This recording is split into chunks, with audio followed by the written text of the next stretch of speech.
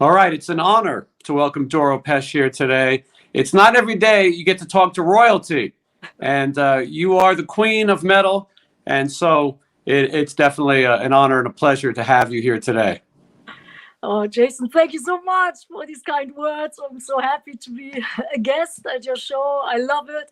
I saw many, many things.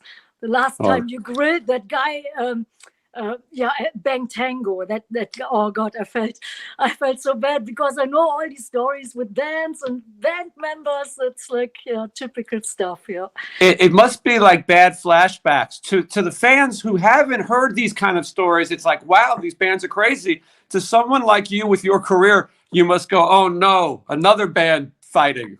Yes, absolutely, absolutely.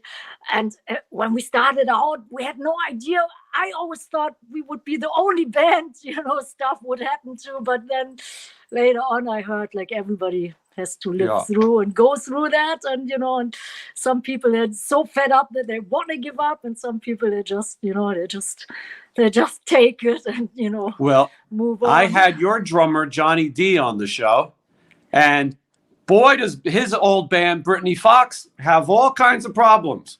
Yes, I know, but I'm so glad I have Johnny. We are playing together since 1993, and I had another drummer, and then he said he can't play more than 45 minutes. And I said, hey, I think we are doing like 3-hour shows. Usually we are playing long shows. And then he quit our band. It was after the biggest show, it was Wacken. And then a friend of Johnny, he said, hey, there's this guy, Johnny D. And I think I remembered the video Girls School of Britney Fox. And I thought, wow, this guy, Johnny, with the long hair, he looks pretty nice. And and then I called him on the phone. And I said, hi, Johnny, this is Doro. And he said, this is Johnny D. Teodoro. And I said, is that your real name, D. Teodoro? And he said, yes. And I thought, wow, this might be a good sign. And then I flew over to Philadelphia and I met Johnny. I looked into his eyes and that was it. And now we're playing together since 1993. And it's been great and best of friends. And he now lives in Germany. Yes, yeah. Yeah, he fell in love and he got a little boy. So I'm now an aunt. I don't have any kids. I never thought that I would have close connection to kids. And now, Johnny has this beautiful boy, and I think he will be a great drummer too eventually. So Yeah, it might be in the genes. So before we get too into it, I want to make sure people know to go to doromusic.com, because this really has everything about your career, but also you can buy what's new, and we know Triumph and Agony has this amazing box set. It's really you really have the coolest packaging. There's different versions, CDs, DVDs, but this collectible figure of you, which we'll show. This is the coolest thing. This statue. yes, yeah. Where is it? Oh, it's up there. I'll put one in right here so people watching will see one. Good, But good. And that is like, it comes in this beautiful box, and you can even get cassettes and patches and tapes and all that stuff, all that old school stuff I like. That's the other box set with like, that's the cassettes and real cute things, and then these little buttons and like all like old school. And I have my own label now, so I can do all these special things. We're still at Nuclear Blast for the normal record, but like little special things I can do. And I love picture discs. I'm still a sucker for vinyl and shaped vinyl and colored vinyl, so I can do all that stuff. And it's great. That box set is one of the best things to come out of these really hard couple years, and you really appreciate the fans, and you still are very active and positive. You're one of the more positive people about heavy metal music that you can meet, which is such a great thing. It certainly, this business has not chewed you up and spit you out. You are still very much in charge. Jason, I think I can take a lot. That's what it's all about. Like these boxers, when you get knocked down, you can still do it. I think I I can take a lot, and where other people would say, "Oh no, I can't take it anymore." It's I can do. Your skin is like faux leather, vegan leather, very strong. Yes, like your clothing line. Yeah, and a friend of mine, she made it. It's an Australian band, Matterhorn, and Amanda is her name, and and she made me all that stuff. And one time, we posted a video on Instagram or Facebook, and I had this cool Lemmy T-shirt because I love Lemmy so much. Yeah, and then she contacted me. She said, "Hey, Doro, I'm from Australia. I have this band. I'm a singer. I wanted to have this beautiful vest," and she made me like this vest. It has beautiful Motorhead stuff on and starts, and then it just came all the way from Australia, came to Germany. I have a place in America too, but this one came to Germany. I thought, wow. And then she said, "I want to make you something else." And then I said, "Yeah, I'm into vegan leather." And and then I got this beautiful jacket, and it makes me feel like, wow, like $1 million, And it was a gift. I can't believe it. Sometimes, the people are so great, and I always want to give my best, and and sometimes it comes back in different ways and shapes and forms, and I don't need anything back, but it's still great, when there are some surprises, and the fans. What you said before, that is my biggest passion, always was. When I started, I think I was 15, 16, and then that was it. And I knew I would never get married or have kids. I wanted to live for the fans and for metal, and dedicate my life to it and towards it. And well, Doro, I'm fascinated. Americans always seem to think that we are the whole world. We have a hard time seeing what's outside the world. So while you're a big star, a rock star here in America, you're massive in other parts of the world. And I was talking to Johnny D about that.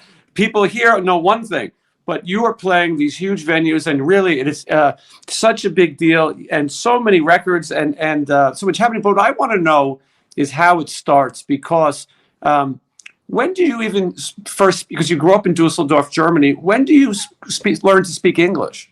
Oh, I had my first promotion tour in 1986, and I could go to America 3 days, and I was in New York, and then it was Polygram, and the lady in the office, she was setting up all these interviews like with radios, and I couldn't speak one word of English. And then, I would call up and I would say, "Hi, this is Doro." And the person on the other line was talking. And then, I was just like, I tried, to do my best, but I didn't understand a word. So after these actually 2 days, I thought I want to stay. And then I stayed in New York, and everything fell into place. And then it was like learning by doing. And then we did this great record, Triumph Agony. It was in 87. And I always wanted to go to America, Jason. That was like even my childhood dream. I knew I wanted to go, and I still think it's the best country in the world, like especially for music or for filmmaking. So I stayed, and I got in contact with great people, and then we wrote some songs. His name was Joey Bannon in New York City, and I thought, wow, man, I feel so good. I feel, I can sing better, feel better, and then I stayed, and I'm a proud green card holder, and eventually I want to become an American citizen. So, how great. Yeah. I knew that you lived in both. Yeah. I think people didn't realize that you had a place in New York for a long time. Yes. And would go back and forth. So it's fascinating, because I've had a lot of people on the show. I had Sammy Alpha on the show. He grew up in Finland. They were learning English. A lot of people are learning it through the songs. I think a lot of your fans, the most English some of them may know is from singing the words from your songs. Yeah, that's right. And of course, I listened to all these other, great metal bands. I was a big fan of Judas Priest and Kiss, and and everybody. And then I tried to figure out what they were singing about. It was almost impossible. And when I was writing lyrics, I always tried to, to have a good idea. And then we were doing the translations throughout a dictionary, and sometimes it was so hilarious. It was so funny because it didn't make any sense. And there was especially one song I love to sing, and it was called Red Light Star. And I was always singing in the chorus, I'm the red light star. So we toured in England. And then, I think it was Kerrang or all these magazines. And one journalist was asking me, hey, what are you singing there? And I said, well, I want to describe how I feel, how it is to be on stage, and feel great and the fans. And he said, Red Light Star, that's a little bit odd. And, I had no idea. And he said, red light, that's the district where the prostitutes go. And I said, really? I said, oh, man, I didn't know. And it was a great song, but the lyrics were a little bit strange. And it didn't make the first record. It was Burning the Witch's first album. And it didn't make it, but it was an awesome song. And sometimes when I hear it, there's some demos flying around in the internet, and then I hear Red Light Star, and it's like, wow, it's funny as hell. So I'm sure. When you were a kid, you heard Little Richard. Was that really kind of the beginning of rock and roll for you? Yes, I think I was 2 or 3 years old, and I heard Little Richard. The song was called Lucille, and that was it. I was hooked, and and I knew I wanted to become a singer and a musician. And I grew up in a truck. My dad was a truck driver, and we were always listening to music. And he loved music, different kind of music, but still, it was awesome. And then when I was 15, I was for 1 year I was pretty ill. I had lung tuberculosis, and I thought I would die. And then I thought, oh man. And I really started praying. And I said, hey, dear God, if I would ever get out here alive, I want to do something with my life, and I want to make people happy, and I want to give back, what you're giving me. And I was one of the rare people who survived it. So I got out of this hospital, and then 2 weeks later, I had my first band. I don't know. It was like maybe. I don't know. I didn't do even much, to be in that band, but it happened. And and that was the first band was called Snakebite, then Beast, then Attack, and then Warlock.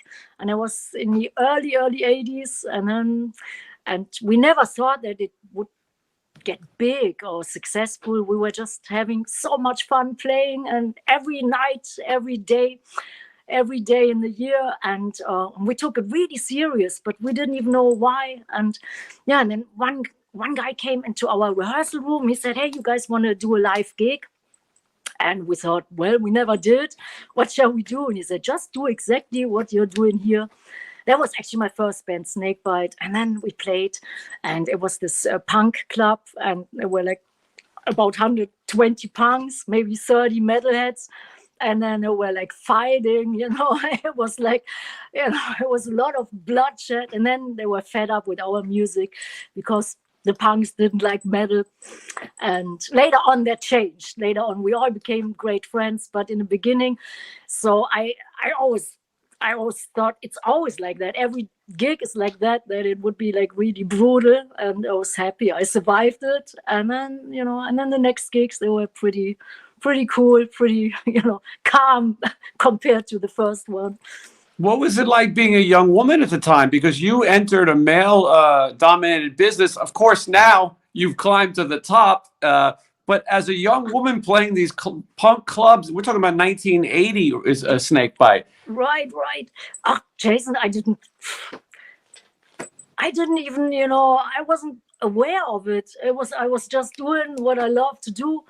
And the guys in the band, they treated me like a normal band member. I was one of the guys. Actually, I was always schlepping the equipment. I was always driving everybody around, driving the tour bus. So I was working sometimes 20 hours a day, and I had a regular job. I was a graphic artist, so I always had to get back after a gig, which the other guys, they didn't have a job, so they could drink, party. But I had to, I had to drive, and sometimes we were in foreign countries. Actually, the first metal gigs we had in Belgium and in the Netherlands. The German metal scene was very, very small.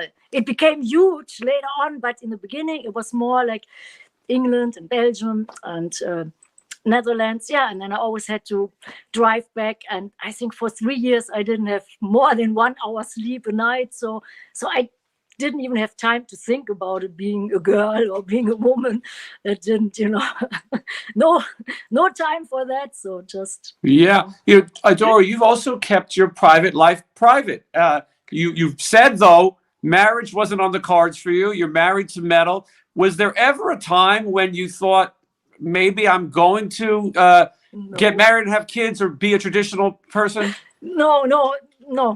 I never felt that urge. I always knew I want to do it, and really the fans, that is my life. I love them more than anything in this world, and it is my family. And wherever I go, every country, if it's like, whatever, Japan or or Brazil or America or England or Finland, everybody is always like, so I always feel so at home and so welcomed, and tour bus is my home. So I never thought of settling down, and I love traveling the world, because maybe of the childhood when I was driving with my dad.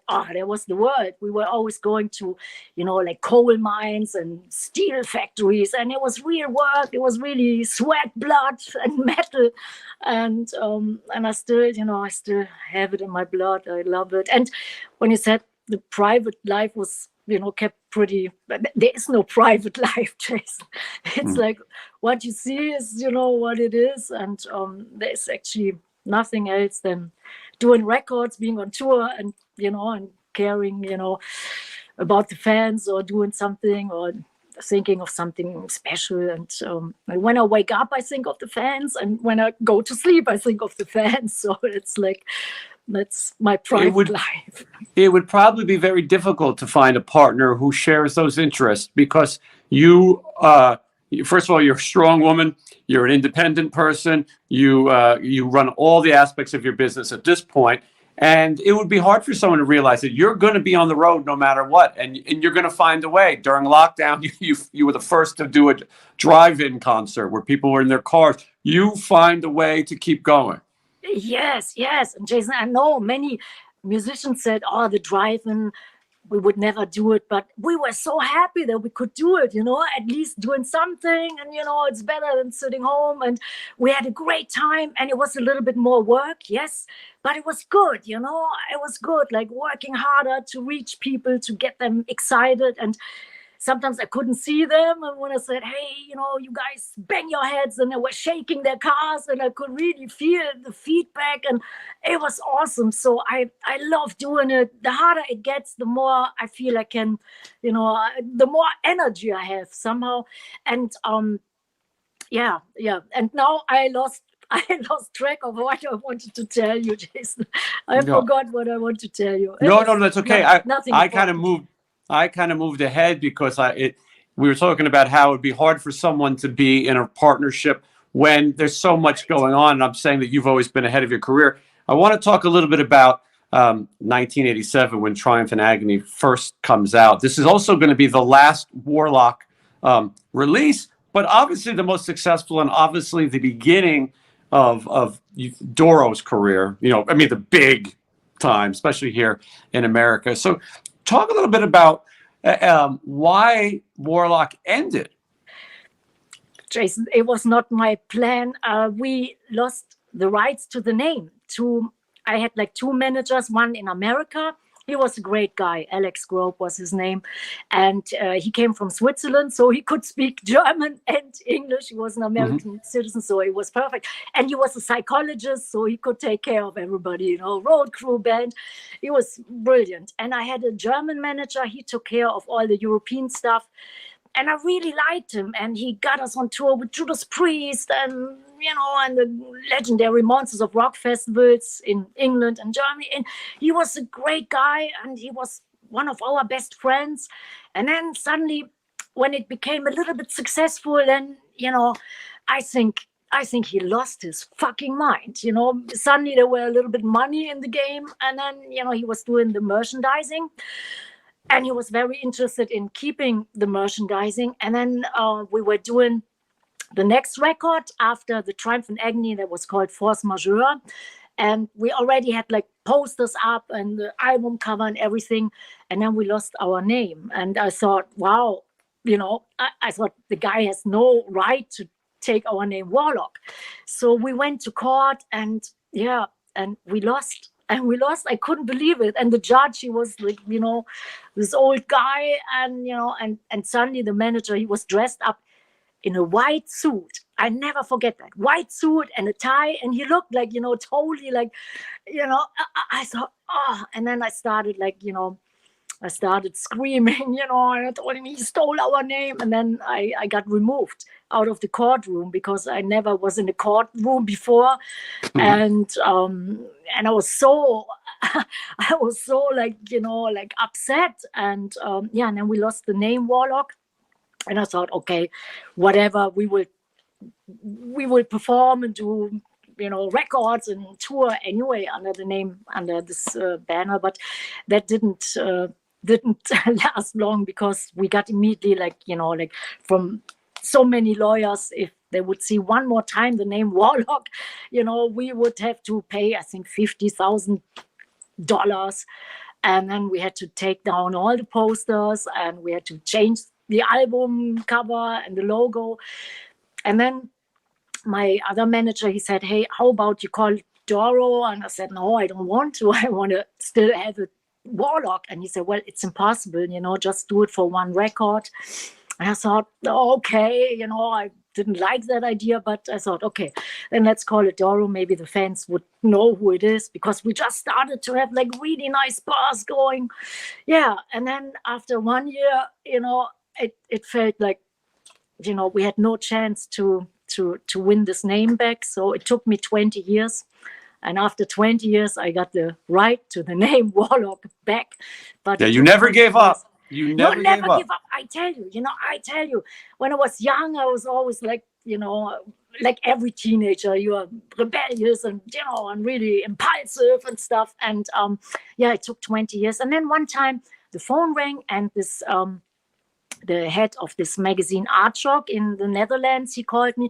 He said, Doro, what happened to your manager? And I said, no, what happened? He said, well, he got killed. He got killed in Turkey. He got poisoned. And I thought, because this guy went to Turkey, and back then you couldn't track anybody down in Turkey. There was no internet, no cell phones. It was impossible. So we never even sat down. We're talking about it, or what can we do and stuff.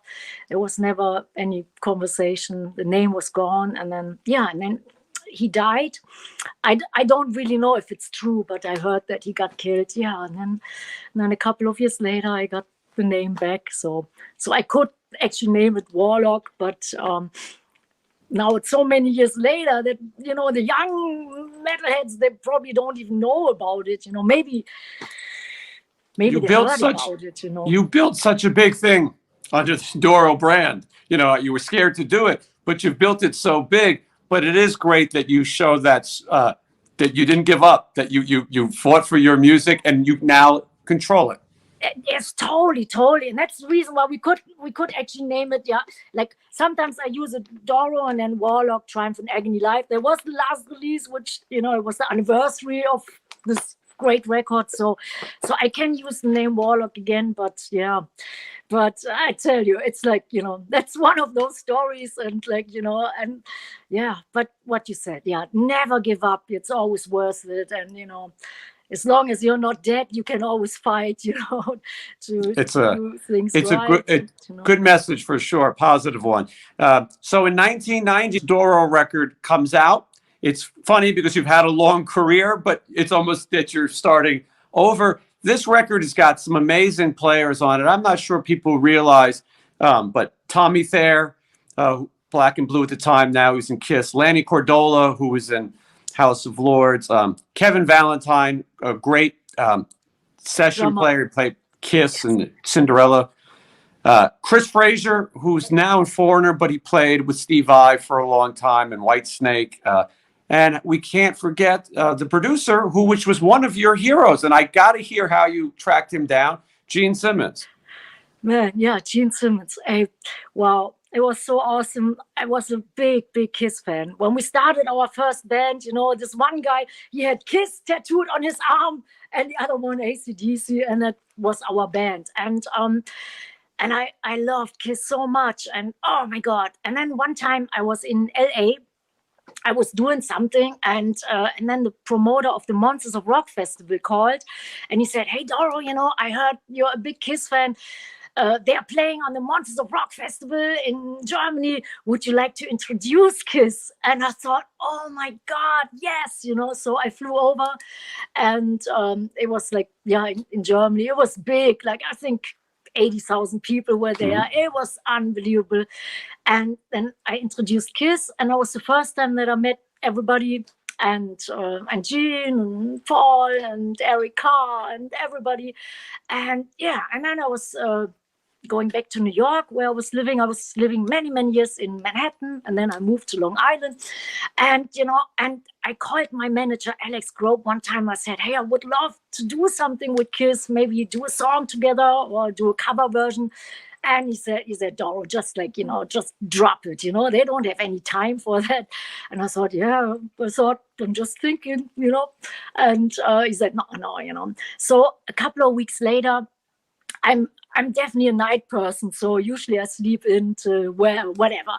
So early in the morning, the phone rang, and it was my manager, Alex, and he said, "Doro, immediately get out of bed and meet me at the Parker Meridian Hotel in New York." It was 57th Street. And I knew that hotel well because it was the first hotel I've ever stayed in New York City. It was the hotel where all the actors and musicians stayed. There was one time that was the it place. So yeah, I'm from New York. I'm from New York City. So so I know it well. And know it well. Oh, that's where Iron Maiden would stay, and that was the cool rock and roll. Black Sabbath. Yeah, Kiss. Man, it was sinfully expensive, but that was the great days in the 80s. So I guess record companies, they spent left and right. It didn't really matter. And so I hopped into a taxi and I went to the Parker Meridian Hotel. Manager was outside and he said, "Okay, are you ready?" And I really wasn't dressed up and nothing. I thought it's somebody from Germany, maybe like friends or something. I don't have any family members, but I thought it's somebody. So I said, "Alex, please tell me, who is it?" And he said, No, it's a surprise. And I said, "No, I want to know." He said, "Gene Simmons." And I said, "You must be kidding. You didn't tell me that Gene Simmons is waiting here to have a talk." And he said, "Yes, And then I had to walk 3 times around the block because I was so nervous. I was like, knees were shaking and all. And when you're such a big fan, it's like so overwhelming. And so I walked into the lobby. He was sitting there. He was very, very calm, super nice. I felt immediately very comfortable. And then he said, "So Doro, I heard you want to do a new album. And what kind of a sound, what kind of songs?" And and I told him, what I wanted to do. And he was so nice, and he wrote everything down. And I thought, wow, I was never used to that somebody was listening so closely and writing down. Usually you have ideas and then nobody really cares. That's, that's my, that's usually how it goes. So he was writing everything down, and then he said, "Hey, Doro, we can try it, if it doesn't work out and nobody would know, and we had fun, doesn't matter." So we started working, and I was living in the Village back then. It was on Perry Street and Bleecker Street. So Gene came to the apartment, and we were talking and jamming and listening to tapes. And I tell you, sometimes I couldn't sleep at night. I thought, wow, man, that's where Gene Simmons was sitting, and I was still like imagining him. It was so unbelievable. And and then we started writing some songs. He played me some songs he did, and there was one song I loved so much. They recorded it on the Elder album. It was called "Only You," and I loved it. I said, "Yeah, Gino would love to do it." And some other songs he wrote, and then we went to LA, recorded the whole album in the Fortress studio with Pat Reagan. That was their engineer, and he did "Hot in the Shade" in that studio. And I don't know if the engineer owned the studio, but it was that studio. And then we did the whole record there, and all the great players you just mentioned, Kevin Valentine and Gene Simmons, everybody was playing, and it was so awesome. And Tommy Thayer, he was a friend of Gene, and and he played great solos, and he was super nice, and and then and Gene was really was very kind, intelligent, caring so much, and I thought, wow, man. And there was one song, it was called Mirage, and the mix didn't come out good, and I was a little nervous, and they said, Doro, just go into your hotel, and I will work on it. And I thought, really? Okay. And then next morning, 7:00 in the morning, the girl from the reception called me, and she said, Doro, he was just a gentleman, tall, with black hair, and he just left an envelope for you. I think it's a cassette. And I thought, okay. So I went down, got the cassette. It was a DAT cassette. Back then, we recorded everything on DAT. And, and then I listened to it. And then the mix was awesome. And Gene was mixing it till 7:00 in the morning. And I thought, wow, that somebody would care that much.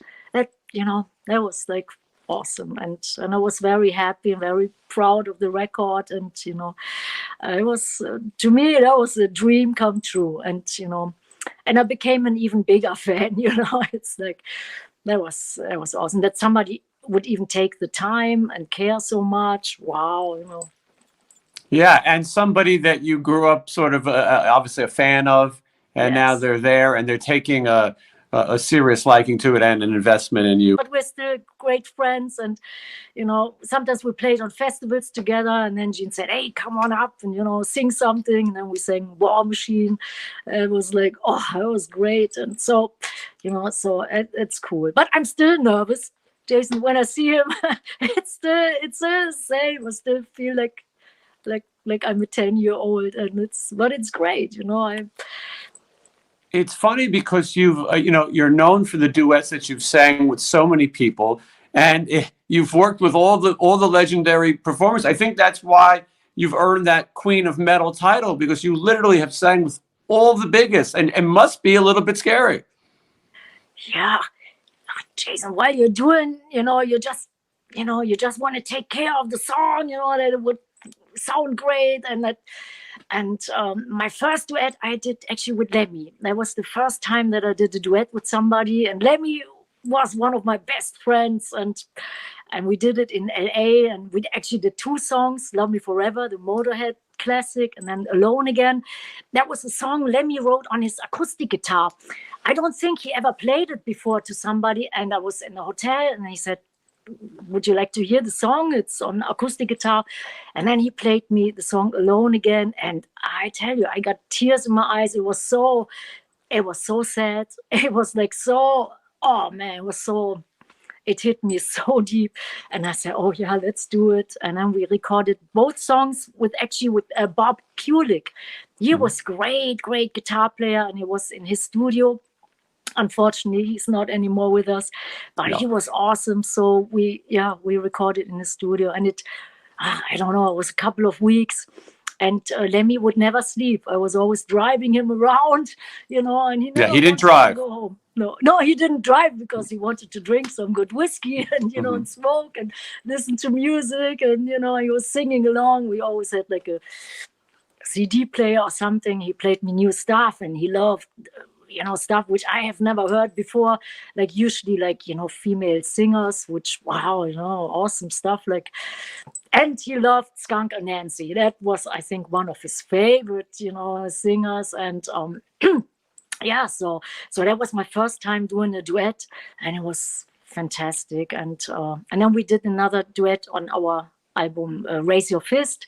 That was actually the last one. It was called It Still Hurts, and it's so nice. And then he came to hop on stage when we did these big anniversary shows, or when we did Wacken. Wacken is one of my favorite festivals in Europe. I'm sure you heard about it. Of course. Great, of course. Yeah, and then sometimes I went, to surprise him. Last time I was in New York City, and then I hopped on stage and we sang Born to Raise Hell together and Killed by Death. These were usually the 2 songs. So he was my best friend, and Ronnie James Dio. These 2 guys, they were the the closest to me, and I was a big Dio fan as well. So I tell you, but we never did a duet on a record. We just sang you did together tour live. together, yeah. But duets, that's great. Like usually on each album we had a nice duet, and I think there were always the highlights, like highlight songs. The last album we had Johan Heck of Amon Amarth doing, something, and I sang on their album. It was the album Joms Viking, and that was great. I like Scandinavian metal bands so much. Usually I grew up with the new wave of British heavy metal, but I like Scandinavian stuff. So so that was the last duet, and now I'm working on a new album. So we'll see. It would be nice to have another great guest. Who would man you, or woman, doesn't matter. Who would you like, Doro? What you could pick anybody. Pick anybody. Oh, there's so many people I love so much. Of course, like all my heroes from the past, like Rob Halford and David Coverdale and Blackie Lawless and James Hetfield and Dave Mustaine and Glenn Danzig and and from the English metal scene, of course, Bruce Dickinson, and and from the German ones, I love Rammstein, so Till from Rammstein would be great, and but it has to be, there has to be like a story behind it, maybe going on tour together or meeting at the festival. You have to have a history. Or Alice Cooper. I was a big Alice Cooper fan when I was like, just starting to go to school. I think with 7, 8 years old, I was falling in love with the glam rock scene, like Sweet Slate, T-Rex, Mark Bolan, and Alice Cooper, Susie Quadro. And Alice Cooper I always see, and he plays many, many times in Europe or at the Wacken Festival. And my old bass player from the Triumph Agony album, Tommy Henriksen, is now the guitar player in Alice Cooper. So last time he called me up, he said, "Hey, Alice is in town. You have to, come say hi." And it was my only day off, and we were on tour, and I'm always so exhausted, and I'm always a little sick, always, and because we always tour in the winter time. And then I said, "Tommy, I can't, I can't come. I'm sick. I'm exhausted. Tomorrow we have to, continue the tour." And then he said, "Oh, please, And I said, I think about it. 1 hour later, he called again. And then he said, "You gotta come. Alice wants to sing with you. School's out." And I said, "Oh, no." And then he called a third time. He said, "We are ready for you. Microphone, everything's checked." And then I went, and then we sang School's Out. Oh, great. That was awesome. And he's such a gentleman as well. And I was really lucky, Jason. I'm so lucky that I could even have the chance to meet everybody, or to tour together, or to play together, or record together. It's like, and it's so awesome. Yeah. Doro, last night I'm watching a documentary about you, and it's in German. So I'm reading the subtitles, even though my mother's family are German. Really? I don't speak any. So I'm reading, and all I was thinking to myself is, what about a book? Oh, Jason, yeah, I can tell you. That's by the way, that's awesome. You have German roots, and you're from New York. I love New York so much. Anyhow, I want to answer your question. At one time I started writing a book, and and then I couldn't take it anymore. I really couldn't sleep anymore. I got nightmares because, if you really want to think about the truth, oh man, it's like, it's worse than a horror movie. And I thought, man, I rather want to move on, do more good stuff, give out good power, energy, records, and do, a great tour, and not like thinking about all like the times where I almost lost my life many times. And it was like so hardcore and actually almost unbelievable. I think, I haven't seen a movie that hardcore yet. So when I was starting to write, and I did it with another journalist, and then after a while I called him up and said, "Hey, let's no more. I can't. I can't take it, and I rather concentrate on positive stuff. And of course, all the people, they like to see and to hear about, like, these intense stories or the dirt, but yeah, maybe when I'm not touring anymore, then I would write it. But yeah, it was a lot of a lot of stuff which was so unbelievable. And you probably need to go to a therapist after you read that book, when it's finally done. It's like, it's really unbelievable. And sometimes I don't even know how I survived it. I have sometimes no more memory, but it was like everything you can imagine, was like happening. And yeah, so I don't want to continue writing that book right now. Yeah, it's painful. Eventually, painful. It's the same, like if you would think about, like, maybe, I don't know if you were ever married or divorced, but it's like when you think of your divorce, and like, oh, it drives you crazy, and something really like, yeah. So nah.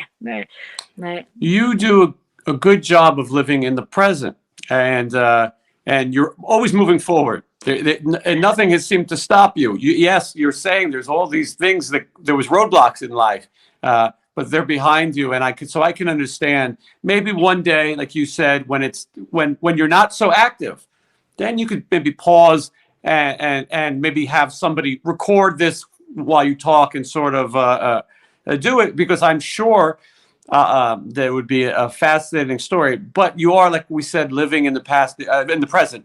There's still so much music to make, and you have so much positive energy. I couldn't imagine wanting to relive negative.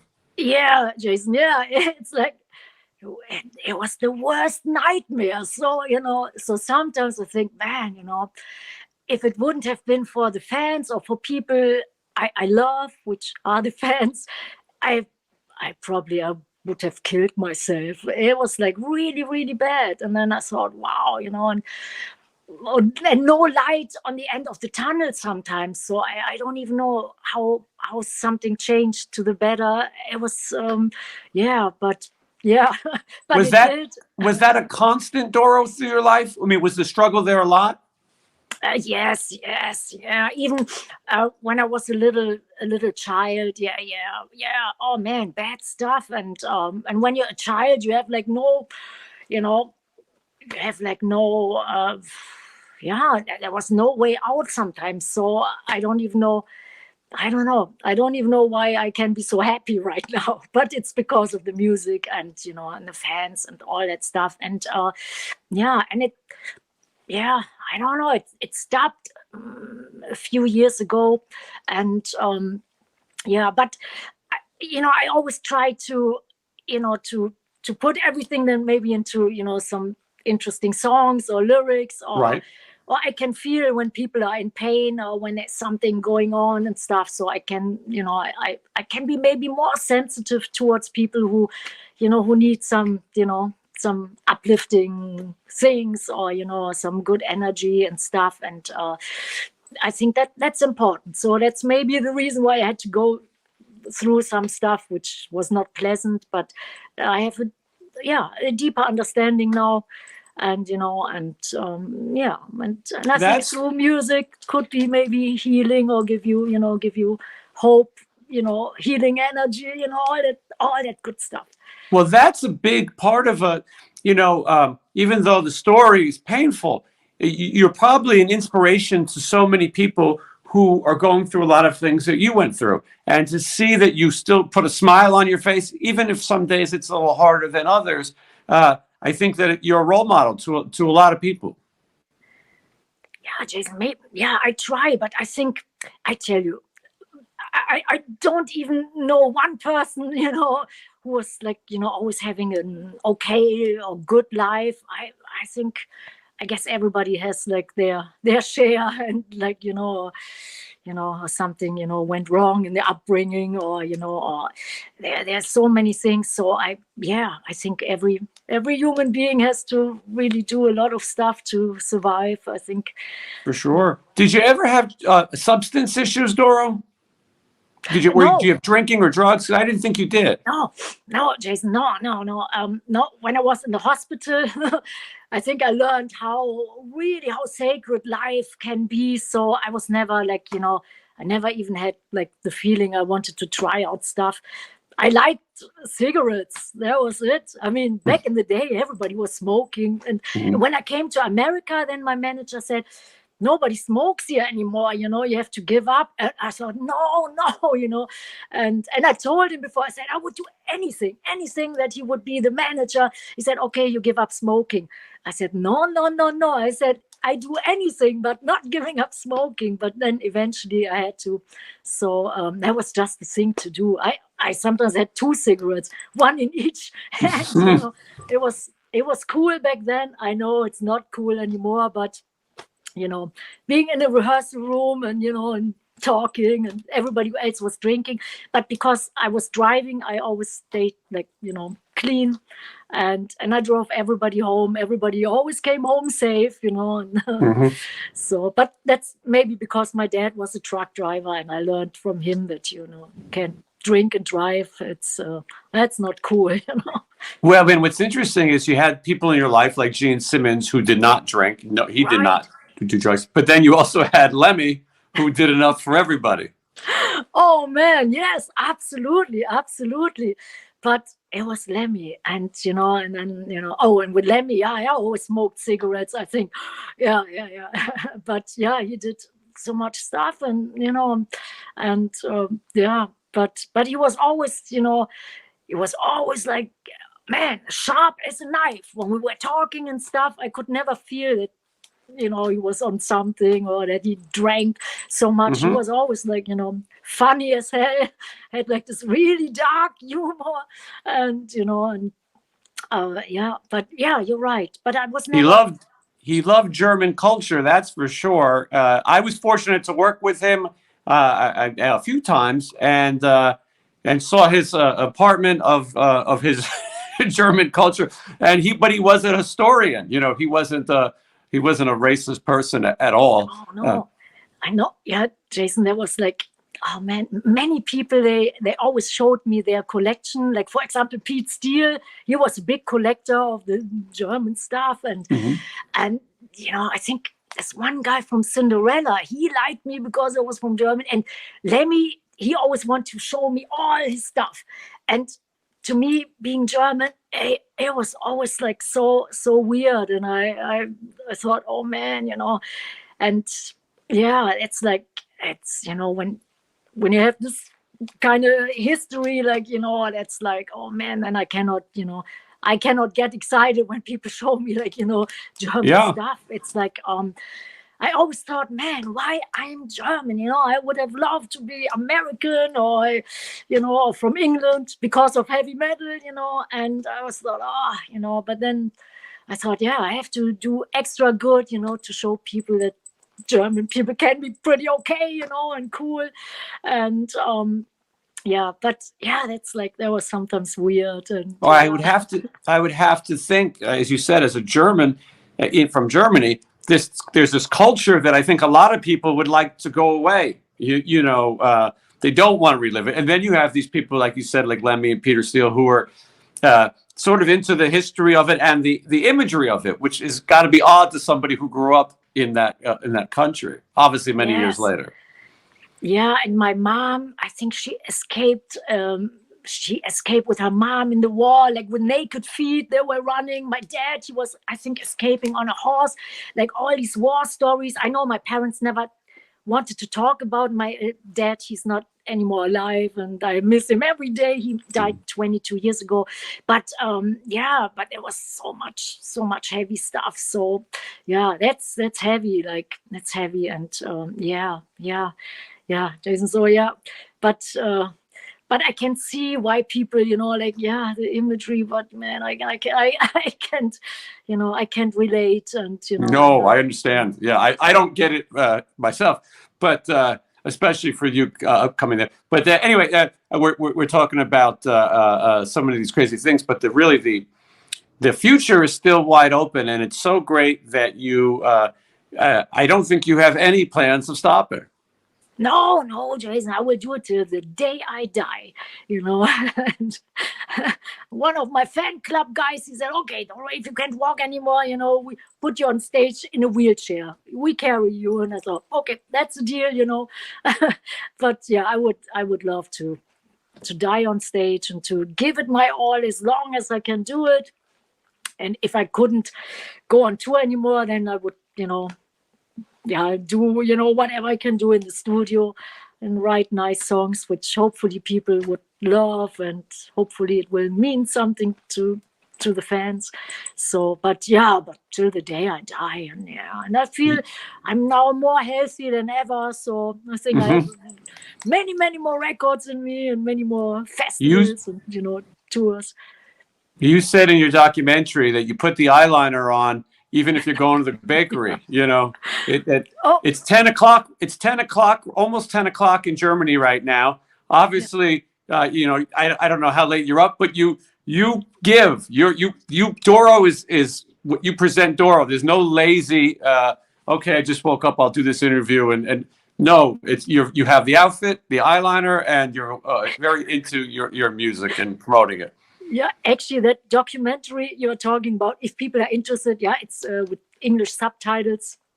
It's WDR. It was actually it's a good TV station. And the guy, the producer, he said, hey, Doro, would you come to the studio? We recorded stuff in the studio. I always love to work at. And he said, can you come without makeup? And I said, no, man, I don't like that. You know, I'm putting on makeup since I'm 9 years old. He said, please do it for me and stuff. And I thought, oh man. And he said, yeah, you know, it would be great. And I thought, no, man, I don't like it. And he said, oh, please. And he said, it's just an experiment. And, you know, and I thought, okay, I want to show balls that I can do it. And then I did it. And then I was there without makeup, without eye makeup. And every time I see that documentary, I think, who's that? Who's that person? I don't know who's that. It's like, it looks so strange and weird. And I look so tired because, like I said before, I'm not an early morning person. I like to work all night and then, you know, sleep till 1 or 2, you know, and then have breakfast at 4 and then go into the studio later. So that's usually what I do. But I did it, and no makeup shot. It reminded me on the Annie Lennox video. There was one time a video in the 80s, 90s, and she had no makeup on, and she put her makeup on. And I thought, oh, nee, I would never do it. But I did it, and sometimes people talk you into something, and then I thought, okay, I do it. But I rather like the black. So Doro, I mean, I don't want to keep you all night. I know you've got your life to live.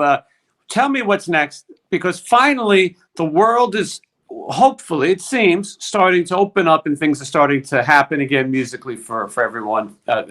And hopefully, I know that we'll be seeing you here in the States. I know that you're at the M3 Festival, among other things, and I'm excited to see you on stage again. But tell me what else people can look forward to. Yes, actually, a new album. We're just full force, like writing new songs and recording stuff, and I think it already sounds great. And it will be not a double album. The last one was a double album, Forever Warriors, Forever United, which I don't know if you've ever seen it, but that was that one. I loved it. There were 25 songs on it. I think they were awesome. One cover version of David Coverdale's "Don't Break My Heart Again," because I loved David covered, and a nice song of Motorhead, Lost in the Ozone.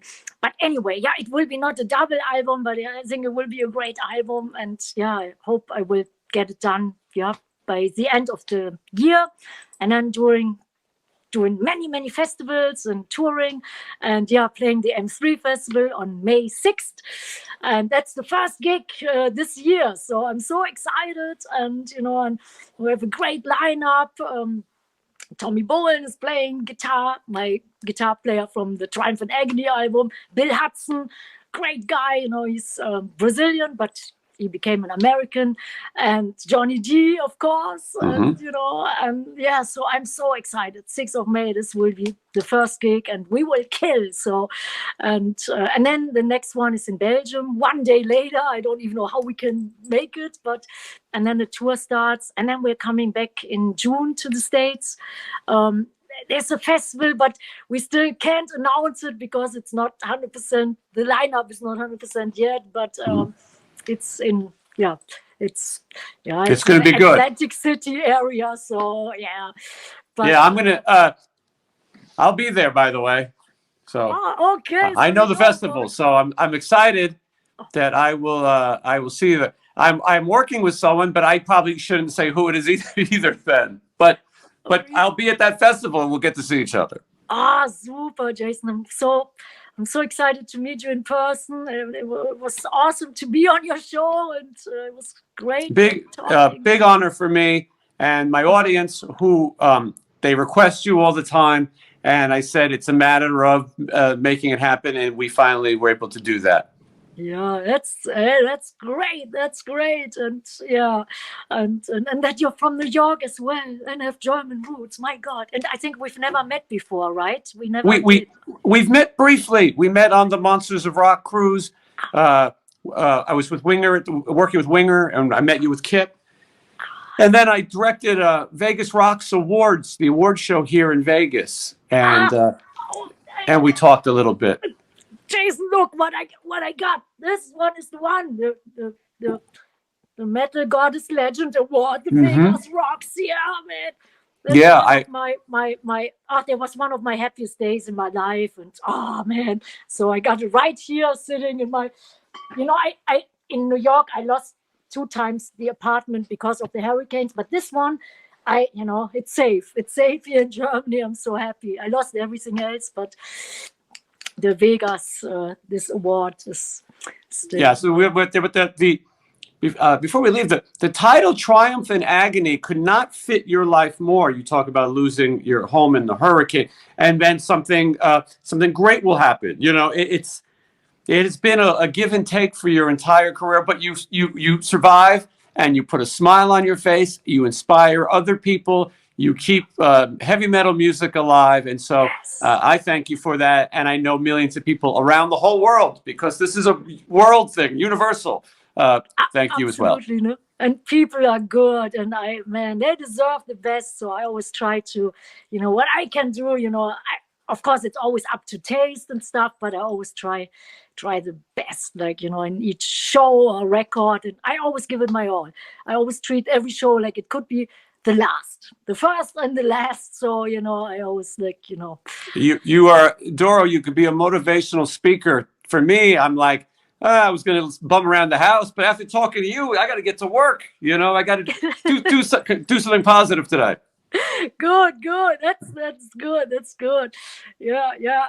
Maybe because I was in contact with many boxing champions, and I had the great honor to write many songs for boxing champions. One was a lady, Regina Halmich. She was 13 years undisputed, champion, and then some other boxers.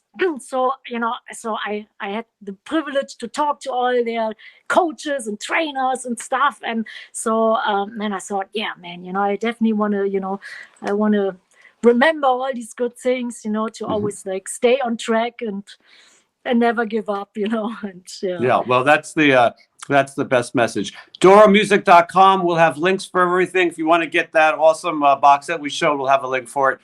Doro, I look forward to seeing you. And when there's something new, maybe you'll come back and we'll talk about it. I would love to. Thank you so much for having me, and hi to everybody, and lots of love and metal power, and and see you live. And M3 is the first, so I can't wait. Yeah. Thank you so much, Doro. Thank you.